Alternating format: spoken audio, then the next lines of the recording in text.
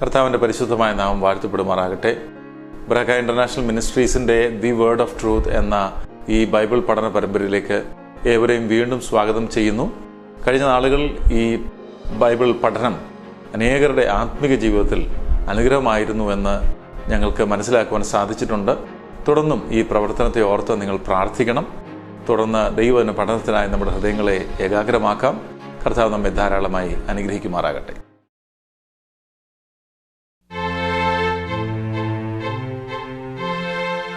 ബരാക്ക international മിനിസ്ട്രീസിൻ്റെ word of truth പ്രോഗ്രാമിലേക്ക് നിങ്ങളെല്ലാവരെയും സ്വാഗതം ചെയ്യുന്നു. കർത്താവ് യേശു ക്രിസ്തുവിൻ്റെ നാമത്തിലുള്ള സ്നേഹബന്ധനത്തെ അറിയിക്കുന്നു. നമ്മൾ കഴിഞ്ഞ ദിവസങ്ങളിലെല്ലാം കർത്താവ് സുവിശേഷങ്ങളിലൂടെ പഠിപ്പിച്ച കാര്യങ്ങൾ മത്തായിയുടെ സുവിശേഷത്തെ ആസ്പദമാക്കി സംസാരിക്കുകയായിരുന്നു. അതിനു മുൻപും നമ്മൾ അപ്പോസ്തലിക ലേഖനങ്ങളിൽ നിന്നുള്ള സമ്മറി, ഒരു ചുരുക്കരൂപമായിട്ട് ഉപദേശരൂപം മുഴുവൻ നമ്മൾ ഈ ദിവസങ്ങളിൽ കവർ ചെയ്ത് കഴിഞ്ഞു. അതായത് വളരെ ബൃഹത്തായ രീതിയിലല്ല, വളരെ ചുരുങ്ങിയ രീതിയിൽ അപ്പോസ്തലിക ഉപദേശ രൂപം എന്താണെന്ന് നമ്മൾ ചർച്ച ചെയ്ത് കഴിഞ്ഞു. ഇതിന് ഞാൻ ഇന്നും നാളെയുമായിട്ട് 2 ദിവസം നിങ്ങളോട് ഈ ഉപദേശ രൂപം സൂക്ഷിക്കേണ്ടതിൻ്റെ ആവശ്യം എന്താണ് എന്നുള്ള കാര്യത്തെക്കുറിച്ച് സംസാരിക്കാൻ ആഗ്രഹിക്കുന്നു.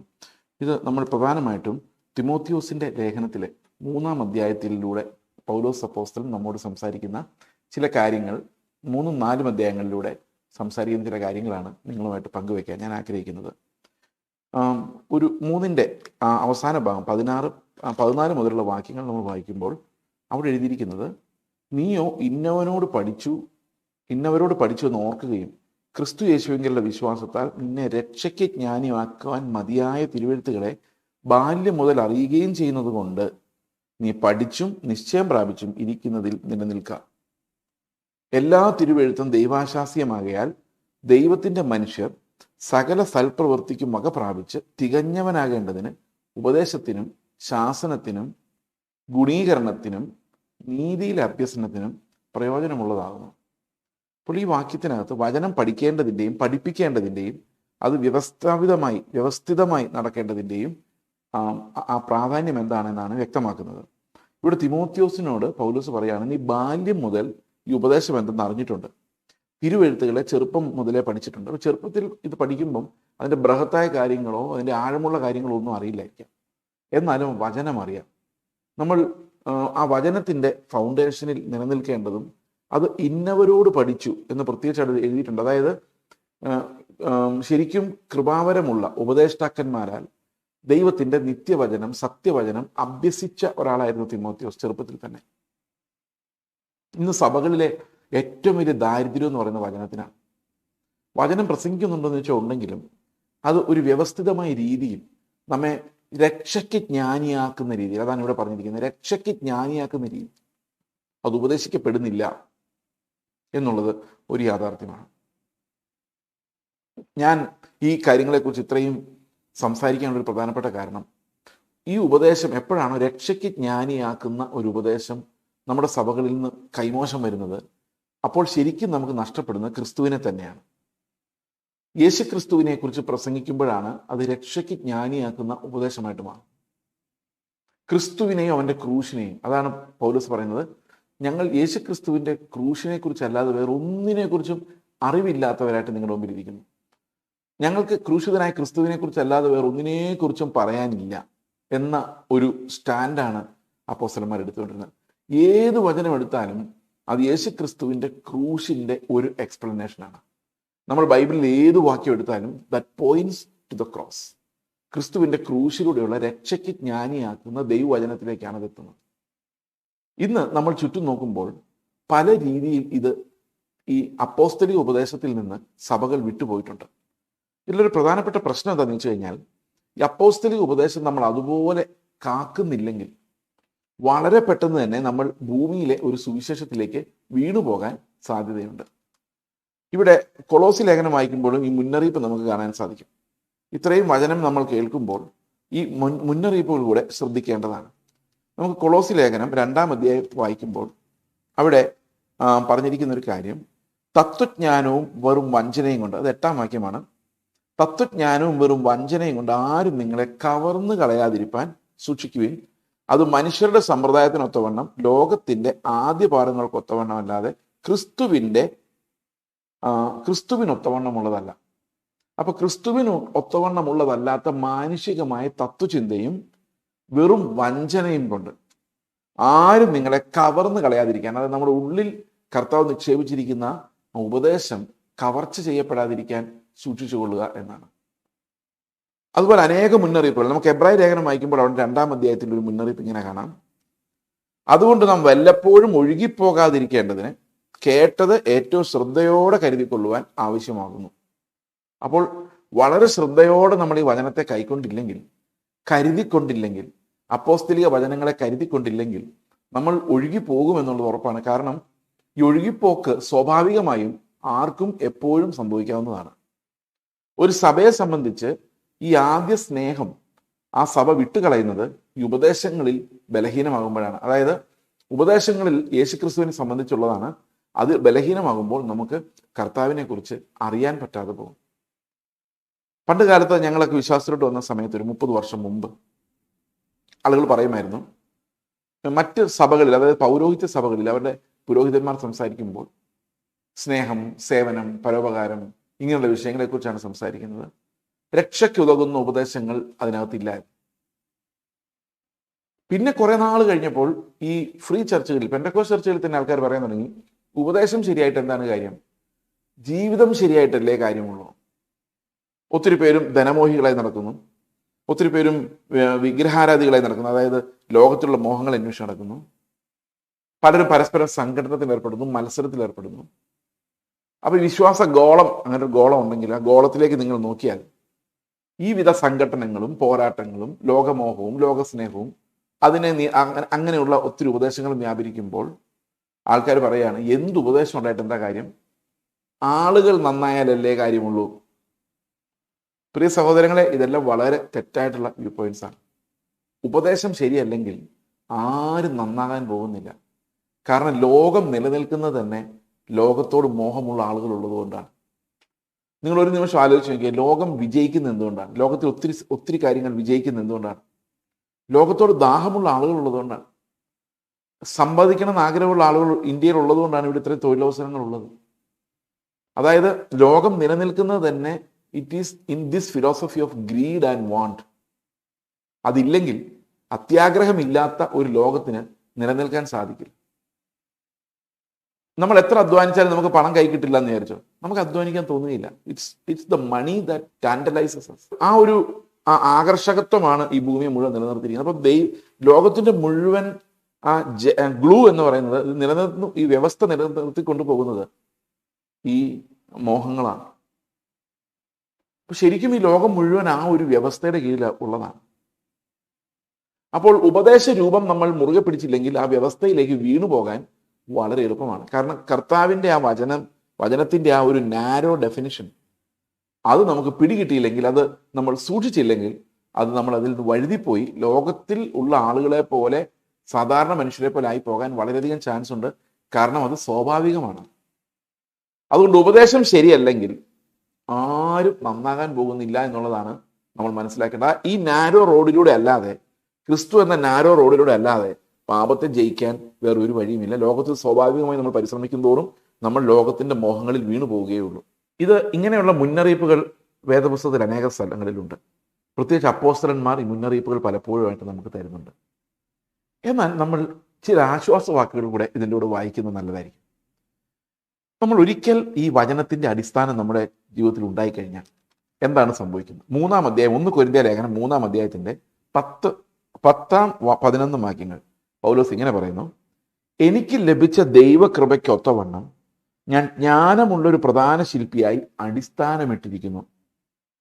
മറ്റൊരുത്തൻ മീതെ പണിയുന്നു, താൻ എങ്ങനെ പണിയുന്നുവെന്ന് ഓരോരുത്തരും നോക്കിക്കൊള്ളട്ടെ. അപ്പോൾ അപ്പോസ്തലനായ പൗലോസ് കൊരിന്ത് സഭയിൽ വളരെ നാളുകൾ താമസിച്ച് അധ്വാനിച്ച് വചനം പഠിപ്പിച്ച് അവിടെ ഒരു പ്രധാന ശില്പിയായി, ആ സഭയുടെ ഒരു പ്രധാന ശില്പിയായി, ജ്ഞാനമുള്ളൊരു ശില്പിയായി, ക്രിസ്തുവിന്റെ ജ്ഞാനത്താൽ ഒരടിസ്ഥാനം ആ സഭയ്ക്ക് ഇട്ടിട്ടുണ്ട്. മിക്കവാറും ഇന്ന് സഭകൾക്ക് ഇല്ലാത്തത് ഒരടിസ്ഥാനമാണ്. അടിസ്ഥാനമായി എന്താണ് ഉപദേശം എന്നറിയുകയില്ല. ഞാൻ കഴിഞ്ഞ ദിവസം CSIക്കാരുടെ ഒരു പ്രാർത്ഥനാ പുസ്തകം നോക്കി കഴിഞ്ഞപ്പോൾ അത് 1663 എഴുതിയ ദ കോമൺ പ്രയർ എന്ന് പറയുന്ന ബുക്ക് ഓഫ് കോമൺ പ്രയർ എന്ന് പറയുന്ന പുസ്തകത്തിന്റെ ട്രാൻസ്ലേഷനാണ് എന്നാണ് ഞാൻ മനസ്സിലാക്കുന്നത്.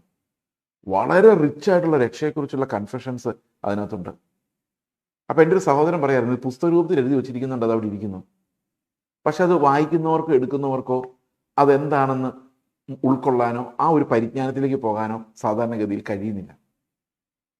അപ്പോൾ അടിസ്ഥാനം അവിടെ കിടപ്പുണ്ട്, പക്ഷെ അടിസ്ഥാനത്തിന്മേൽ ഒരു പണിയും നടക്കുന്നില്ല. സഭകൾ പല വർഷങ്ങളായിട്ട് അതങ്ങനെയാണ്. മിക്കവാറും സഭകൾക്ക് ഒരു അടിസ്ഥാനവുമില്ല, ഉപദേശത്തിന്റെ അടിസ്ഥാനമില്ല. ഉപദേശത്തിന്റെ അടിസ്ഥാനമില്ലാത്ത അനേകം സഭകൾ നമ്മുടെ ചുറ്റുമുണ്ട്. പ്രിയ സഹോദരങ്ങളെ, ഒരു മനുഷ്യൻ ഒരു സ്ഥലത്ത് ചെന്നിട്ട് അദ്ദേഹം ചിലപ്പോൾ പ്രാർത്ഥിച്ചപ്പോൾ 2 രോഗികൾ സൗഖ്യമായി കാണാം, അല്ലെങ്കിൽ ഏതെങ്കിലും ഒരു കൃപാവരം അദ്ദേഹത്തിന് ലഭിച്ചു കാണാം. അദ്ദേഹത്തിന് തോന്നുകയാണ് ദൈവം എന്നെ ശുശ്രൂഷയ്ക്കായി വിളിച്ചു. അദ്ദേഹം ഒരിടത്തൊരു സഭ തുടങ്ങുകയാണ്. ഈ സഭയിലേക്ക് ആളുകൾ ചെന്ന് കൂടിക്കൊണ്ടിരിക്കുന്നു. ഇദ്ദേഹത്തിന് യേശു ക്രിസ്തുവിനെ കുറിച്ചോ തൃത്വത്തെക്കുറിച്ചോ രക്ഷയെക്കുറിച്ചോ തെരഞ്ഞെടുപ്പിനെക്കുറിച്ചോ വിശുദ്ധീകരണത്തെക്കുറിച്ചോ ഒന്നും അറിയില്ല. അവിടെ വരുന്നവർ എന്നും വിടുതലിന് വേണ്ടി പ്രാർത്ഥിക്കുന്നു, ഇദ്ദേഹവും വിടുതലിന് വേണ്ടി പ്രാർത്ഥിക്കുന്നു. അങ്ങനെ ഇത് കടന്നു പോകുന്നതല്ലാതെ അപ്പോസ്തലിക ഉപദേശം എന്താണെന്ന് ഒരടിസ്ഥാനത്തിലേക്ക് അവർ ഒരിക്കലും എത്തുന്നില്ല. നമുക്കറിയാം, CSI പോലുള്ള ചർച്ചകളിൽ അടിസ്ഥാനം, രക്ഷയുടെ അടിസ്ഥാനം ഉണ്ടെങ്കിലും ബാക്കി ഉപദേശങ്ങളുടെ അടിസ്ഥാനം അവിടെ ഇല്ല. അപ്പോൾ അതിനോട് കൂടുതൽ നമ്മൾ പണിത് ആ പൗരോഹിത്യത്തിൽ നിന്ന് വേർപിരിഞ്ഞ് സ്നാനത്തിലൂടെ കർത്താവിനെ സാക്ഷിക്കുന്ന സെപ്പറേറ്റ് ഗ്രൂപ്പുകൾ ഉണ്ടാകേണ്ടത് ആവശ്യമായിരുന്നു. പക്ഷേ ഈ ഗ്രൂപ്പുകൾ ഉണ്ടായി കഴിഞ്ഞപ്പോൾ ഉണ്ടായ ഒരു പ്രോബ്ലം എന്ന് പറയുന്നത്, അതിൽ പല ഗ്രൂപ്പുകൾക്കും, എല്ലാ ഗ്രൂപ്പുകൾക്കും അല്ല, പല ഗ്രൂപ്പുകൾക്കും ഉപദേശപരമായ അടിസ്ഥാനമില്ല. ഉപദേശപരമായ അടിസ്ഥാനം പ്രധാന ശില്പിയായി അപ്പോസ്തലനായ പൗലോസ് പറയുന്ന പോലെ ക്രിസ്തുവിന്റെ പരിജ്ഞാനത്തിലുള്ളൊരു ഉപദേശ രൂപം ആ സഭകളിലൊന്നും സ്ഥാപിക്കപ്പെട്ടിട്ടില്ല. നിങ്ങൾ പോയിരിക്കുന്ന സഭയിൽ ഒരു 2, 3, 4 മണിക്കൂർ ഇരുന്നിട്ട് പോരുമ്പോൾ നിങ്ങൾക്ക് ആകെ ഉണ്ടാകുന്ന നിർവൃതി എന്ന് പറയുന്നത്, ഒന്ന് കൈയടിച്ചു, ഒന്ന് എക്സ്റ്റസിയിൽ, ഒരു ഉന്മാദാവസ്ഥയിൽ ഒരു അനുഭവം ഉണ്ടായി തിരിച്ചു പോന്നു. യേശു ക്രിസ്തു എന്ന വാക്കുപോലും പല സഭകളിലും പറയാറുപോലും ഇല്ല.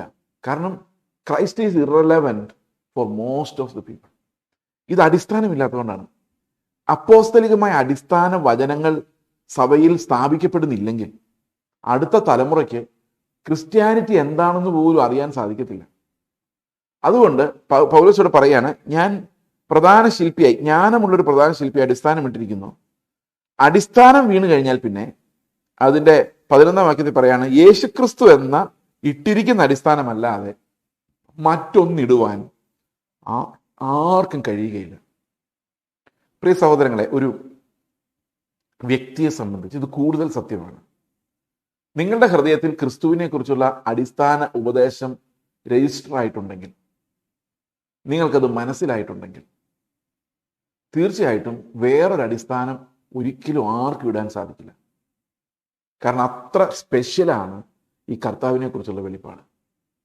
ഞാനൊരു വിശ്വാസി ആയതുകൊണ്ടും ഒരു പ്രസംഗകനായതുകൊണ്ടും പറയുന്നതല്ല. ലോകത്തിൽ ഒരിടത്തും ലഭിക്കാത്ത അത്ഭുതകരമായ ജ്ഞാനമാണ് ക്രിസ്തുവിനെ കുറിച്ചുള്ള പരിജ്ഞാനം. അതുകൊണ്ടാണ് പൗലോസ് പറയുന്നത്, ഈ പരിജ്ഞാനത്തിന്റെ ശ്രേഷ്ഠത നിമിത്തം ഞാൻ സകലതിനെയും ചവറെന്നു. അപ്പോൾ അത്ര പരിജ്ഞാനം, അതായത് പൗലോസ് വളരെ ജ്ഞാനിയായ ഒരു മനുഷ്യനായിരുന്നു. എന്നാൽ ക്രിസ്തുവിന്റെ പരിജ്ഞാനം അദ്ദേഹത്തിന് ലഭിച്ചപ്പോൾ അദ്ദേഹം പറയുകയാണ്, ഇതിന്റെ വെളിച്ചത്തിൽ ഞാൻ ബാക്കി എല്ലാറ്റിനെയും ഒന്നുമല്ല എന്ന് കാണുന്നു. അപ്പോൾ ഒരു സഭ സ്ഥാപിക്കപ്പെടുമ്പോൾ നമ്മൾ ഒന്നാമത് നോക്കേണ്ടത് നല്ലൊരു കീബോർഡ് ഉണ്ടോ എന്നല്ല. ഒന്നാമത് നോക്കേണ്ടത് വർഷിപ്പ് ലീഡ് ചെയ്യാൻ പറ്റിയ 2-3 പിള്ളേരെ സ്റ്റേജിലോട്ട് കൊണ്ടുവരിക എന്നുള്ളതല്ല. ഒന്നാമത് നോക്കേണ്ടത് അവിടെ വരുന്നവർ അപ്പോസ്തലിക ഉപദേശത്തിൽ അടിസ്ഥാനമുള്ളവരായി വളരാൻ തക്കവണ്ണം ഉപദേശിക്കപ്പെടുന്നുണ്ടോ എന്നുള്ളതാണ്. കർത്താവ് അവന്റെ അന്ത്യകൽപ്പനയായിട്ട് പറഞ്ഞ കാര്യം പലപ്പോഴും ആൾക്കാർ വിചാരിക്കുന്നത് അത് സുവിശേഷം പറയാൻ വേണ്ടിയുള്ള ഒരു കൽപ്പനയാണെന്നാണ്. തീർച്ചയായിട്ടും സുവിശേഷം പറയാനുള്ള കൽപ്പനയാണ്, അതിന് സംശയമൊന്നുമില്ല. പക്ഷെ അതിൻ്റെ കൂടെ കർത്താവ് പഠിപ്പിച്ച സകലതും ഉപദേശിക്കാനുള്ളൊരു കൽപ്പനയും കൂടെയാണ്, ശിഷ്യരാക്കാനുള്ളൊരു കൽപ്പനയും കൂടെയാണ്. അപ്പോൾ ഫൈനൽ കമാൻഡ്മെന്റ്, കർത്താവ് പറഞ്ഞ ഫൈനൽ കമാൻഡ്മെന്റ്, ഗ്രേറ്റ് കമാൻഡ്മെന്റ് എന്ന് പറയുന്ന അല്ലെങ്കിൽ ഫൈനൽ കമാൻഡ്മെന്റ് എന്ന് പറയുന്ന ഈ കാര്യം നമ്മൾ സൂക്ഷിച്ച് നോക്കിക്കഴിഞ്ഞാൽ അവിടെ പ്രധാനമായിട്ടും കാണുന്നത് ഇങ്ങനെയാണ്: നിങ്ങൾ പുറപ്പെട്ട് പിതാവിൻ്റെയും പുത്രൻ്റെയും പരിശുദ്ധാത്മാവിൻ്റെ നാമത്തിൽ സ്നാനം കഴിപ്പിച്ചും ഞാൻ നിങ്ങളോട് കൽപ്പിച്ചതൊക്കെയും പ്രമാണിപ്പാൻ തക്കവണ്ണം ഉപദേശിച്ചും കൊണ്ട് സകല ജാതികളെയും ശിഷ്യരാക്കിക്കൊള്ളുവിൻ. പല ആൾക്കാരും ചർച്ച് പ്ലാന്റിങ്ങിനോട്ടാണ് നോക്കുന്നത്. അതിനുവേണ്ടി അല്ല ഈ വാക്യം ശിഷ്യന്മാരെ ഉണ്ടാക്കാൻ വേണ്ടിയുള്ളതാണ്. അപ്പൊ ഏതൊരു ദേശത്ത് ഏതൊരു സഭ തുടങ്ങിയാലും ഒരു കെട്ടിടമുണ്ടോ, സ്ഥലമുണ്ടോ, ശവക്കോട്ടയുണ്ടോ, അല്ലെങ്കിൽ കീബോർഡുമായിട്ട് ഒരാൾ വന്ന് ഫ്രണ്ടിൽ നിൽക്കുമോ, പാസ്റ്ററിന് കൺട്രോൾ ചെയ്യാൻ കഴിവുള്ള ആളാണോ, ഡിപ്ലോമാറ്റിക് ആണോ, ആൾക്കാരുടെ സ്നേഹമായിട്ട് ഇടപെടാൻ പറ്റുന്ന ആളാണോ? ഇതൊന്നുമല്ല സഭയുടെ അടിസ്ഥാനം. സഭയുടെ അടിസ്ഥാനം അപ്പോസ്തലന്മാരും പ്രവാചകന്മാരും പറഞ്ഞ ഉപദേശമാണ്. നിങ്ങൾക്ക് ആ ഉപദേശം, അതായത് ലേഖനങ്ങളിലൂടെ വരുന്ന ക്രിസ്തീയ ഉപദേശം, ക്രിസ്തുവിൻ്റെ ഉപദേശം നൽകാൻ കഴിയുന്നില്ലെങ്കിൽ നിങ്ങൾ ഒരു സ്ഥലത്ത് ശുശ്രൂഷിച്ചിട്ട് യാതൊരു കാര്യവുമില്ല. അല്ലെങ്കിൽ നിങ്ങൾ തീർച്ചയായിട്ടും ആ സഭയിൽ ഉപദേഷ്ടാക്കന്മാരെ ദൈവം അനുവദിച്ചിട്ടുണ്ടാവും ഇത് പഠിക്കുന്നവരെ. കാരണം ഒരു പാസ്റ്റർ ഇരിക്കുന്നതുകൊണ്ട് ഈ ഉപദേഷ്ടാക്കന്മാർക്ക് മിണ്ടാൻ പറ്റത്തില്ല. കൃപാവരമുള്ളവരൊന്നും വെള്ളിലോട്ട് വരില്ല. കാരണം ഒരാൾ വന്നു കഴിഞ്ഞാൽ ഇത് അധികാരങ്ങൾക്ക് വെല്ലുവിളിയായിട്ടാണ് അവർ കാണുന്നത്. അതുകൊണ്ട് സഭകളിൽ ഈ അടിസ്ഥാനങ്ങൾ ഒരിക്കലും സ്ഥാപിക്കപ്പെടുന്നില്ലാത്തത് കൊണ്ട് തന്നെ മിക്കവാറും ഇന്ന് ക്രിസ്ത്യൻ സഭകൾ എന്ന് പറയുന്ന സഭകളൊന്നും ക്രിസ്തീയ സഭകളല്ല. കാരണം പലപ്പോഴും ഞാൻ കണ്ടിട്ടുള്ളൊരു കാര്യമാണ് ക്രിസ്തീയ വിവാഹം. എന്താണ് ക്രിസ്തീയ വിവാഹം? എന്താണ് ക്രിസ്തീയ സഭ? മറ്റു വിവാഹങ്ങളിൽ നിന്ന് ക്രിസ്തീയ വിവാഹങ്ങൾക്ക് എന്താണ് പ്രത്യേകത? ഒരു പെൺകുട്ടിയും ഒരു ആൺകുട്ടിയും കൈപിടിച്ച് അവര് പുതിയൊരു ജീവിതത്തിലേക്ക് പോകുമ്പോൾ എന്താണ് ഒരു ക്രിസ്തീയ വിവാഹം എന്നുള്ളതുകൊണ്ട് ഉദ്ദേശിക്കുന്ന ഇത്രയേ ഉള്ളൂ, അവരുടെ ജീവിതത്തിലെ തീരുമാനങ്ങളെല്ലാം ഇനി എടുക്കുന്നത് ക്രിസ്തുവാണെന്നാണ്. ലോകത്തിലുള്ള ആളുകൾ ഒരു കുടുംബം പണിയാൻ പോകുന്നത് പോലെ അല്ല ഇനി ഇവർ പണിയാൻ പോകുന്നതെന്നാണ്. ഇവർ പണിയാൻ പോകുന്നത് യേശു ക്രിസ്തുവിന്റെ തത്വങ്ങളെ ബേസ് ചെയ്ത് ഈ ലോകത്തിന് വേണ്ടിയുള്ളതല്ല, വരുവാനിരിക്കുന്ന നിത്യരാജ്യത്തിലേക്ക് പരസ്പരം ഒരുക്കാനും വരുവാനുള്ള നിത്യരാജ്യത്തിന്റെ കാഴ്ചപ്പാടോടെ ജീവിക്കാനും വേണ്ടിയാണ് ഒരു ക്രിസ്തീയ കുടുംബം ഉണ്ടാകുന്നത്. അതുപോലെ തന്നെയാണ് സഭയും. കർത്താവ് സ്ഥാപിക്കുന്ന എല്ലാ ഇൻസ്റ്റിറ്റ്യൂഷൻസും അങ്ങനെയാണ്. ഒരു സഭ സ്ഥാപിക്കപ്പെടുന്നത് പ്രത്യാശയോടെ കർത്താവിന് വേണ്ടി കാത്തിരിക്കുന്ന, ഉപദേശങ്ങളിൽ നിശ്ചയമുള്ള, രക്ഷയ്ക്ക് ജ്ഞാനിയാക്കുന്ന ഉപദേശങ്ങൾ പഠിപ്പിക്കാൻ കഴിയുന്ന സഭകളാണ് കർത്താവിൻ്റെ സഭകൾ. ഇന്ന് മിക്കവാറും സഭകളും ക്രിസ്ത്യൻ ചർച്ചുകളല്ല. കാരണം ഇപ്പം മത്തായി എന്ന പേരുള്ള ഒരാളുടെ സഭ തുടങ്ങി വിചാരിച്ചു. ഓക്കെ, മത്തായിയാണ് ആ സഭയുടെ സെന്റർ. എല്ലാവരും പ്രാർത്ഥനാ വിഷയങ്ങളായിട്ട് വരുന്നത് കർത്താവിൻ്റെ അടുത്തേക്കല്ല, മത്തായിയുടെ അടുത്തേക്കാണ്. ഞാൻ ചുമ്മാ ഒരു പേര് പറഞ്ഞതേ ഉള്ളൂ. അപ്പോൾ ഈ മത്തായിയാണ് ഇവരുടെ പ്രശ്നങ്ങൾ പരിഹരിച്ചു കൊടുക്കുന്നത്. കർത്താവ് അയാൾക്ക് തലവേദനയാണ്, സൗഖ്യമാക്കണമേ. കർത്താവ് അയാൾക്ക് കാശില്ല, കാശ് കൊടുക്കണമേ. അയാളുടെ ബിസിനസ് ശരിയാക്കി കൊടുക്കണമേ. ഇതെല്ലാം പറയുന്നത് ഈ മത്തായി എന്ന് പറയുന്ന ഇടനിലക്കാരനാണ്. ഇത് ക്രിസ്തീയ സഭയാണോ? അല്ല, അത് മത്തായി സഭയാണ്. അയാളുടെ സഭയാണ്, അയാളാണ് അതിൻ്റെ തല. അയാളുടെ മക്കളാണ് അത് കഴിഞ്ഞ് അതിൻ്റെ തലയാകാൻ പോകുന്നത്, ബിസിനസ് രക്ഷപ്പെട്ടാൻ. അല്ലാതെ അയാളെക്കാളോ അയാളുടെ മക്കളെക്കാളോ വളരുന്ന മൂന്നാമതൊരാൾ ആ സഭയിൽ ഉണ്ടാവില്ല. കാരണം അത് അവരുടെയാണ്. അവിടെ കർത്താവ് അയാളാണ്.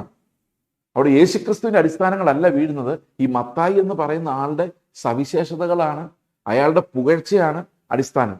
അതുകൊണ്ട് ആൾക്കാർ പറഞ്ഞത് ഞങ്ങളുടെ പാസ്റ്റർ എങ്ങനെയാണെന്ന് അറിയാമോ ബ്രദറെ, ഭയങ്കരനാണ് എന്ന് പറയുമ്പോൾ മനസ്സിലാക്കിക്കോ, they are not Christians, they are Mathayites എന്നോ വല്ലതും വിളിക്കാം അയാളുടെ പേരനുസരിച്ച്. ആരാണോ നിങ്ങളുടെ പാസ്റ്റർ, അയാളുടെ പുറകെ പോകുന്ന ഒരു സംഘം. അടിസ്ഥാന വേദോപദേശം വീണില്ലെങ്കിൽ, രക്ഷയ്ക്ക് ജ്ഞാനിയാക്കുന്ന ഉപദേശം, അപ്പോസ്തലന്മാർ എഴുതിയ ഉപദേശം, അപ്പോസ്തലിക ഉപദേശ രൂപം ഒരു സഭയിൽ വീഴുന്നില്ലെങ്കിൽ അത് ക്രിസ്തീയ സഭയല്ല, അപ്പോസ്തലന്മാരുടെ അടിസ്ഥാനത്തിൽ കർത്താവ് പണിയുന്ന സഭയല്ല. നമ്മുടെ സ്കില്ല് വെച്ച്, അതായത് ഒരു മനുഷ്യന്റെ സ്കില്ല് വെച്ച് ആ മനുഷ്യനിലേക്ക് ആകർഷിക്കപ്പെടുന്ന, ആ മനുഷ്യന്റെ ദിവ്യത്വത്തിലേക്കോ കർത്താവുമായിട്ടുള്ള സ്പെഷ്യൽ ബന്ധത്തിലേക്കോ ആകർഷിക്കപ്പെടുന്ന കുറെ പാവങ്ങളുടെ അസംബ്ലിയാണ്. That is not a Christian assembly. എല്ലാ സഭകൾക്കും ഏറ്റവും അടിസ്ഥാനമായിട്ട് വേണ്ടത് ഉപദേശത്തിൽ ബലപ്പെടുത്താൻ സാധിക്കുന്ന ആ ഒരു ഉപദേശ രൂപമാണ്. അത് കിട്ടാത്തിടത്തോളം കാലം അതൊരു ക്രിസ്തീയ സഭയെ അതിനെ പരിഗണിക്കാൻ സാധിക്കില്ല.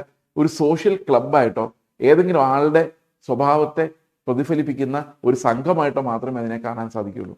പ്രിയ സഹോദരങ്ങളെ, നിങ്ങൾ എവിടെയാണ് അകപ്പെട്ടിരിക്കുന്നതെന്ന് നിങ്ങൾ ശ്രദ്ധിക്കുക.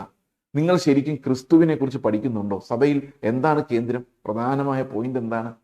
സഭയിൽ ശരിക്കും രക്ഷയ്ക്ക് ജ്ഞാനിയാക്കുന്ന ഉപദേശമാണോ ലഭിക്കുന്നത്, അതോ ലോകത്തിലെ ജ്ഞാനത്തിലേക്ക് നയിക്കുന്ന ഉപദേശമാണോ ലഭിക്കുന്നത്? മക്കൾക്ക് അഭിവൃദ്ധി ഉണ്ടാകണം, അവർക്ക് ജോലി കിട്ടണം, അവർക്ക് പണം കിട്ടണം, അവർ വലിയവരാകണം, ഇങ്ങനെയുള്ള ഉപദേശങ്ങളാണോ ലഭിക്കുന്നത്?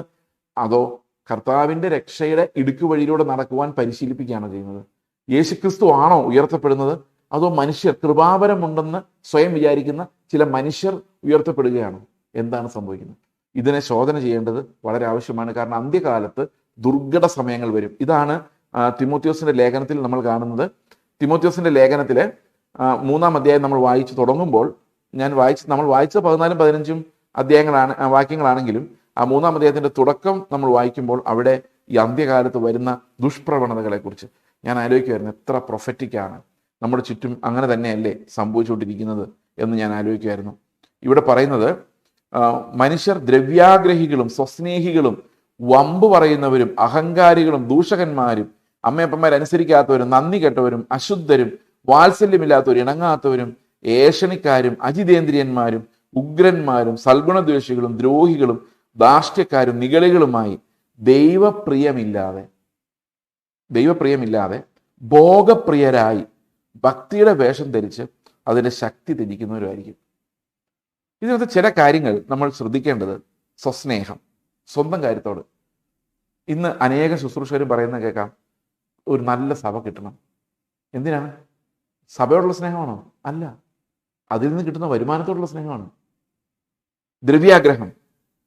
ഓക്കെ, ഇത് താഴോട്ട് വരുമ്പോൾ ഈ കഴിഞ്ഞ ദിവസം ഒരു മിഷണറി സംസാരിക്കുമ്പോൾ അദ്ദേഹം ഇങ്ങനെ പറഞ്ഞു, ഞങ്ങളുടെ ചർച്ചിലെ 4 പ്രധാനപ്പെട്ട വിഗ്രഹങ്ങളാണ് ഒരു മനുഷ്യനുള്ളത്.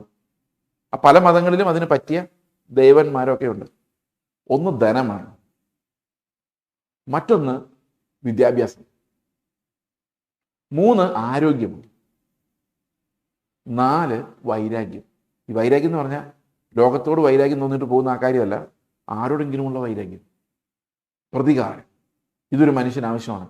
എന്നെ നിന്ദിച്ചവരുടെ നടുവിൽ അവരുടെ ഒരു പ്രതികാരമുണ്ട്. എന്താണെന്നറിയോ? മധുരപ്രതികാരം. ഞാൻ അവരുടെ മുമ്പിലൂടെ കൈവീശി ഒരു നടപ്പുണ്ട്. അതിനു വേണ്ടിയാണ് ഈ മനുഷ്യർ പ്രാർത്ഥിക്കുന്ന മുഴുവൻ ഈ 4 വിഷയങ്ങളെ ബേസ് ചെയ്തിട്ടാണ് അദ്ദേഹം പറയാനിടയായി. ഞാൻ ആലോചിച്ച് നോക്കിയപ്പോൾ മിക്കവാറും എല്ലാ പ്രാർത്ഥനകളിലും ഈ 4 വിഷയങ്ങളുണ്ട്. ഒന്ന് ധനം വരണേ. മറ്റൊന്ന് എൻ്റെ പിള്ളേരുടെ വിദ്യാഭ്യാസത്തിന് തടസ്സമായി നിൽക്കുന്നതിനെല്ലാം നീക്കണമേ. 3 ആരോഗ്യം നൽകണമേ. അതൊരു വലിയ പ്രാർത്ഥനയാണ്. 4 എൻ്റെ ശത്രുക്കൾ. അത് പരസ്യമായിട്ട് നമ്മൾ പ്രാർത്ഥിക്കുകയില്ല. എൻ്റെ ശത്രുക്കളുടെ മുമ്പിൽ എന്നെ മാനമാക്കി നടത്തണമേ. ഇവിടെ എവിടെയാണ് ക്രിസ്തു? ഇതിനകത്ത് എവിടെയാണ് ക്രിസ്തു? നമ്മുടെ പ്രാർത്ഥനയിൽ എവിടെയാണ് യേശു ക്രിസ്തു? So we have missed the main thing. ഇംഗ്ലീഷിൽ ഒരു ചൊല്ലുണ്ട്, ബാറ്റബ് എറിഞ്ഞു കളയുന്നതിൻ്റെ കൂടെ കുഞ്ഞിനെ എറിഞ്ഞു കളയുന്നത്, വെള്ളം കളയുന്നതിൻ്റെ കൂടെ എന്ന് പറയുന്ന പോലെ പോയി അവസാനം യേശു ക്രിസ്തു ആരാന്ന് പോലും മനസ്സിലാകാത്ത ഒരു സമൂഹമായിട്ട് കേരളത്തിലെ ഫ്രീ ചർച്ചുകൾ മാറിയിരിക്കുന്നു. എല്ലാം ഓരോ മനുഷ്യരുടെ ഉണ്ടാക്കി വെക്കുന്ന ഐലൻഡുകളായി മാറിയിരിക്കുന്നു എന്നുള്ളതാണ് നമ്മൾ കാണുന്നത്. ഇവിടെ പറഞ്ഞിരിക്കുന്നത് ഭക്തിയുടെ വേഷം ധരിച്ച് അതിൻ്റെ ശക്തി ത്യജിക്കുന്നവരുമായിരിക്കും. ഭക്തിക്ക് ഭയങ്കര ശക്തിയുണ്ട്, പക്ഷെ അത് ത്യജിച്ച് കളയുന്നത് ഈ ഭക്തിയെ ഭോഗപ്രിയമായി ഉപയോഗിക്കുമ്പോഴാണ്. അതായത് നമ്മുടെ ലോകപരമായ ആസക്തികൾ പൂർത്തിയാക്കുന്നതിന് വേണ്ടി ഭക്തിയെ ഉപയോഗിക്കുമ്പോഴാണ്, നമ്മുടെ മോഹങ്ങൾ സാധിപ്പിക്കാൻ വേണ്ടി. അപ്പോൾ എന്ത് സംഭവിക്കും? ഈ ഭക്തിയുടെ ശക്തി ഇല്ലാതായിപ്പോൾ. അവിടെ പറയുന്നത്, വീടുകളിൽ നൂണ് കിടക്കുകയും പാപങ്ങളെ ചുമന്നും കൊണ്ട് നാനാ മോഹങ്ങൾക്കും അധീനരായി എപ്പോഴും പഠിച്ചിട്ടും ഒരിക്കലും സത്യത്തിന്റെ പരിജ്ഞാനം പ്രാപിക്കാൻ കഴിയാത്ത പെണ്ണുങ്ങളെ സ്വാധീനമാക്കുകയും ചെയ്യുന്നവർ ഈ കൂട്ടത്തിലുള്ളവരാണ്. അപ്പൊ ശരിക്കും ഞാൻ ഈ വായിക്കുമ്പം പ്രിയ സഹോദരിമാരെ, എന്നെ കേൾക്കുന്ന സഹോദരിമാരെ, നിങ്ങൾ ഇങ്ങനെ അഡ്രസ്സ് ചെയ്യുന്നു എന്ന് നിങ്ങൾ വിചാരിക്കരുത്. ശരിക്കും ഈ സ്ത്രീകളെ സ്വാധീനിക്കാൻ 1-2 ഉപായങ്ങളുണ്ട്. അത് ഈ കള്ളന്മാർക്കെല്ലാം അറിയാം. അതെന്താണെന്നറിയാമോ?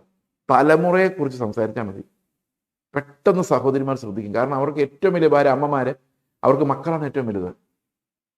ഇപ്പം നിന്റെ തലമുറയുടെ മേലൊരു പോരാട്ടം ഉണ്ടെന്ന് പറഞ്ഞു കഴിയുമ്പോഴേക്കും ഭയങ്കരമായിട്ട് പേടിക്കും. അപ്പോൾ നിങ്ങൾ ഓൾറെഡി സബ്മിറ്റ് ആയി കഴിഞ്ഞ ആൾക്ക്. അല്ലെങ്കിൽ കഴിഞ്ഞ ദിവസം ഒരാൾ എന്നോട് പറഞ്ഞു, ഞങ്ങളുടെ മക്കളെക്കുറിച്ചൊരു പ്രവചനം ഒരാൾ പറഞ്ഞു. ഞാൻ പറഞ്ഞു, ഇതായിരിക്കില്ല പ്രവചനം എന്ന് വെച്ചാൽ അങ്ങോട്ട് പറഞ്ഞു, ഇന്ന കാര്യങ്ങളല്ലേ അദ്ദേഹം പറഞ്ഞത്. അതെ, അത് നിങ്ങൾക്ക് എങ്ങനെ മനസ്സിലായി?